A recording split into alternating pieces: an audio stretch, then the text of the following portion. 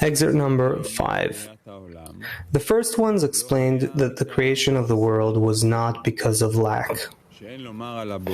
For it cannot be said about the Creator that he is deficient.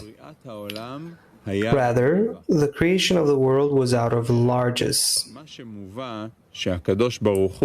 That is, as it is said, that the Creator said to the angels when he wanted to create Adam HaRishon, and they said, "What is man that you should remember him?" The Creator replied to them, "What is this like? It is like a king who has a tower filled abundantly, but he has no guests. This is not a lack. It is simply that he wants to give with largesse, so the created beings will enjoy. A lack is what a person must receive but cannot receive it. This is regarded as a lack. But to bestow is not considered a lack. Therefore, we learn that the creation of the world, because of his desire to do good to his creations, was out of largesse and not out of lack.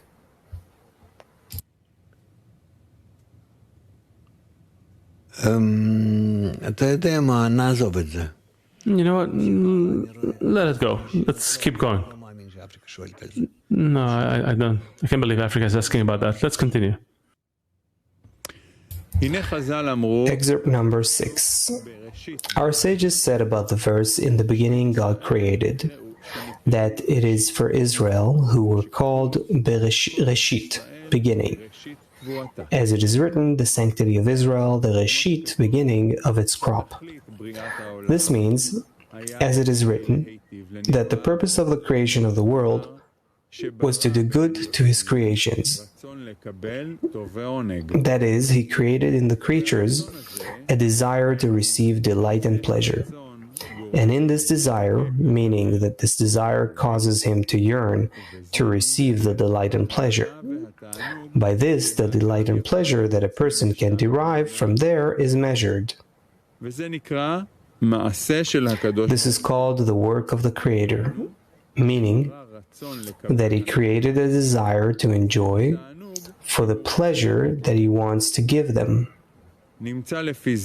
It turns out that nothing is missing in the world. There is abundance that belongs to the will to receive. That is, to the extent that he wanted to give delight and pleasure, to that extent he created a kli for this. This means that the will to receive is not greater than the Creator created it, so he can receive what the Creator wants to give. It follows that the delight and pleasure are present, the kli to receive is present, so what else is missing? Only the intention for the will to receive, to use the intention to bestow. Then he'll be able to receive everything, and the more he will receive from the Creator, other than receiving, he can't do anything. This is the only act he can perform. But he applies the restriction on himself, and it says, I will receive only so that my intention will be in order to bestow. And before he attains that intention, he receives nothing. We live in such a world, but it doesn't mean that we're alive. We're outside of spirituality.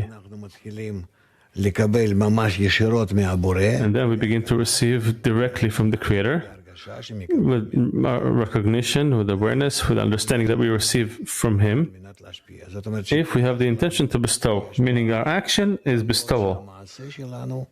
Although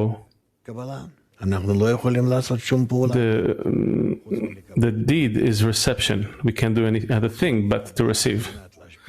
So receiving in order to bestow is bestowal from the created being.